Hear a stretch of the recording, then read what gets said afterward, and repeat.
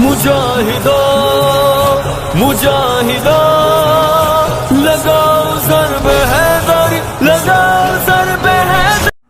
बिस्मिल्लाहिर्रहमानिर्रहीम। नाजरीन, आजकल एक बहुत ज़ोर शोर से एक सवाल उठाया जाता है।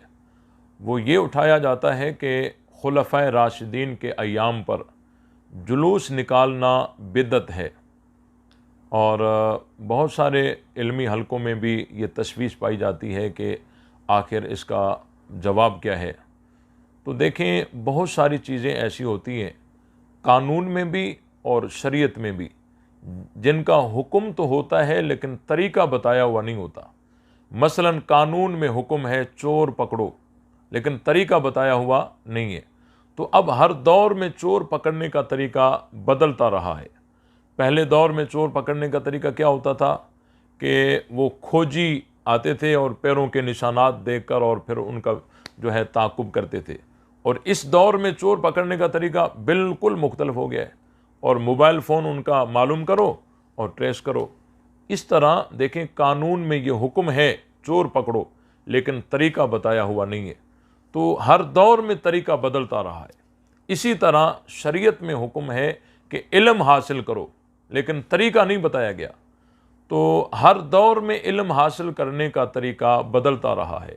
शुरू में इल्म हासिल करने का तरीका क्या होता था? लोग महीने के सफ़र करते थे और जाकर किसी के पास अगर हुजूर अलैहिस्सलाम की कोई हदीस हुआ करती थी, ये महीनों के सफ़र जाकर सफ़र तय करके उनके सामने बैठकर सीना बसीना वो उनसे हदीस सुनकर याद करके फिर वापस आकर लोगों को बताते थे।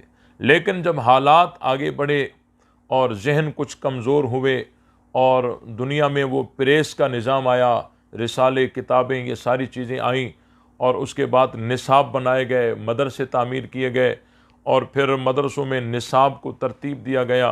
तो ये सारा जो दरस निज़ामी है, ये शुरू दौर में नहीं था, लेकिन बाद में इनको बनाया गया।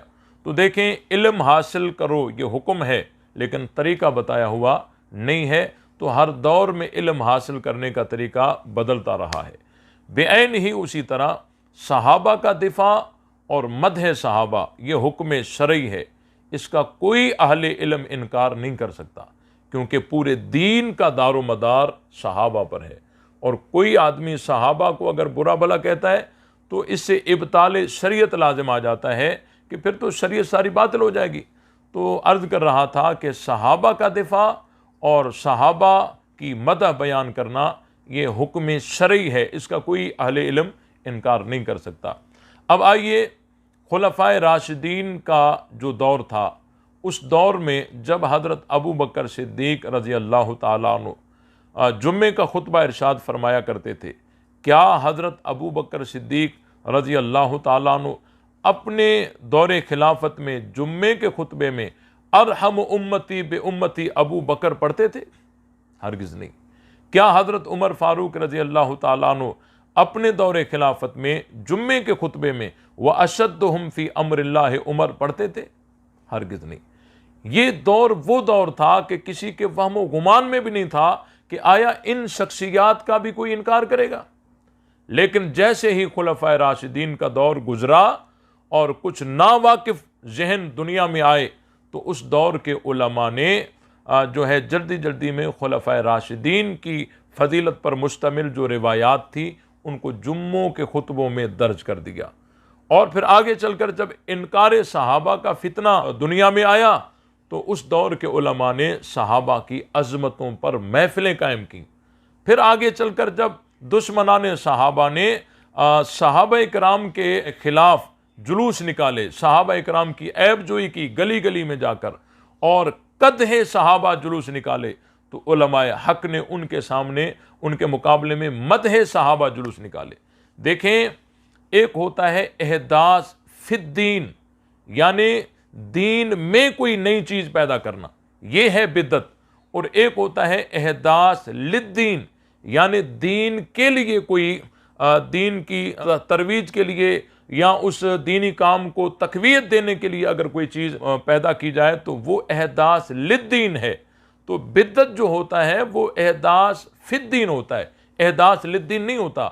इसकी मिसाल आप ये समझें कि कोई हकीम आपको कोई नुस्खा देता है कि ये 2-4 चीज़ें मिलाकर और इनको पीस कर और एक फक्की बनाकर खाओ, तो अब उस नुस्खे में आपको ज़्यादती करने की इजाज़त नहीं है कि आप उस नुस्खे में शहद मिला दें।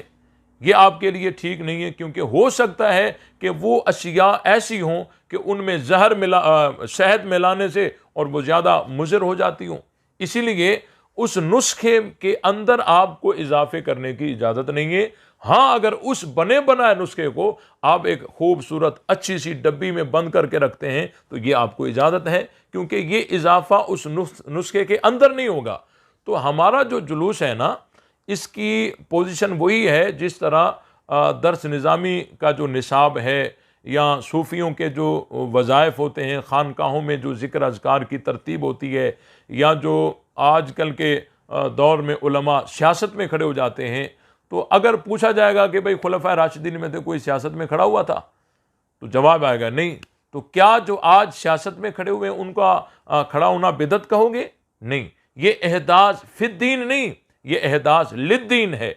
अगर कोई सियासत इसीलिए लड़ता है, अगर कोई इसीलिए लड़ता है ताकि मैं दीन की जो है कुव्वत का सबब बनूंगा, दीन की ताकत का सबब बनूंगा, तो उसका सियासत में खड़ा होना इसको कोई बिद्दत नहीं कह सकता, क्योंकि ये एहदास फिद्दीन नहीं, ये एहदास लिद्दीन है। अगर मदारिस में आप जाएंगे, भाई ये कुतुब सानिया में पढ़ाई जाएंगी, ये सालिसा में, ये राबिया में, ये खामसा में, ये सारी किताबें जो हैं मुख्तलिफ ये तकसीम ये किसने की? खुलफ़ाए राशिदीन ने की? नहीं। क्या खुलफ़ाए राशिदीन के दौर में ख़त्म बुखारी के जलसे होते थे? हरगिज़ नहीं। तो ये सारी चीज़ें बिदअत नहीं हैं, ये एहदास फिद्दीन नहीं, ये एहदास लिद्दीन है। आप इसको ये समझिए कि हमारा जो जुलूस निकालना है, खुलफ़ाए राशिदीन के अय्याम पर जुलूस निकालना है, ये एक इलाज है, इलाज। और मर्द कौन सा है? सहाबा पर तबर्रा। तो जिस तरह मर्द बढ़ता जाएगा तो इलाज भी बढ़ता जाएगा, और जहां जहां मर्द होगा वहीं वहीं इलाज किया जाएगा। और कहीं कहीं ऐसा भी होता है कि मर्द आने से पहले ही इलाज किया जाता है ताकि वो मर्द आ ही ना सके, जिसको हम कहते हैं भाई ये पोलियो से बचा के कतरे हैं, ये जी कोरोना से बचा की वैक्सीन है। बहरहाल जिस इलाके में चोर डकैती वगैरह ना हो तो उस इलाके में थाने बंद नहीं किए जाते, उन इलाकों में भी थाने बरकरार रखे जाते हैं। बसा औकात हमें कहते हैं भाई यहाँ शिया तो नहीं है, आप जुलूस क्यों निकाल रहे हैं? भाई जहाँ चोर नहीं होते तो वहाँ थाने नहीं खुले रहते। तो ये एक सहाबा इकराम की इज़्ज़त और अज़मत को आम करने का और उनकी मनकबत को आम करने का इस पुरफितन दौर में एक बहुत बड़ा सबब है, और ये हर मुसलमान को इस बात को समझना चाहिए, और सहाबा इकराम की इज़्ज़त और अज़मत को आम करने में वो हमारी जमात के हाथ मजबूत करे। इंशाअल्लाह वो वक़्त आएगा कि हमारे मुल्क में जो वो कानून आएगा कि जो असहाब रसूल को बुरा भला कहेगा उसको तख्तेदार पे लटकाया जाएगा। अल्लाह ताला हम सबको सहाबा अहले बैत का सही माना में अदब और एहतराम करने की तौफीक बख्शे।